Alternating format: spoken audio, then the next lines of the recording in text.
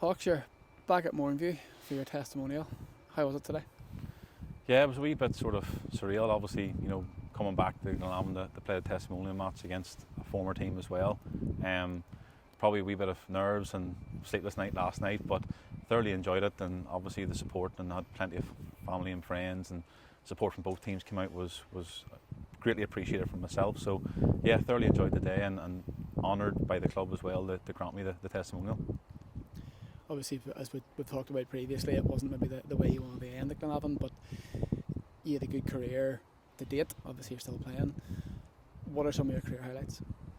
Well, I think obviously making my debut initially, going right back for Glenavon. I was only 16 at the time, and I'd been on the bench for a few games. Terry Cochran was the manager back then, and I think maybe a player got injured in the warm-up. We played Linfield at home, so yeah, like thrown straight into the deep end, and we were beat 3-0 that game. But to make my debut for the club in the Irish League was unbelievable, an experience that I'll never forget.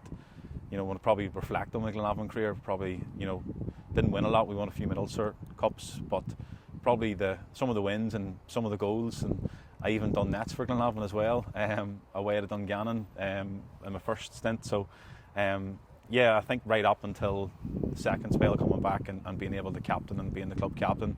And I know myself, the last maybe couple of years due to injuries, I probably didn't get to play as much as I'd like to. So to come back and play another game, and a testimonial game, was greatly appreciated by myself. When you started back then, did you think you would make it to the testimonial year? No, never. When you're that young, you don't really think that far ahead. You just sort of play your game week by week and try to do the best you can. So yeah, a young 16 me would never have thought I would be getting a testimonial, and I know maybe it's a wee bit unusual given that it was over two different spells, but I think for me that's where the appreciation comes towards the club, and it reflects in the club that they were still willing to recognise that and honour that. Obviously, in between times you spent, was it 8 seasons at Linfield, won quite a few medals, a few trophies in your time there as well. Any highlights from that stand out?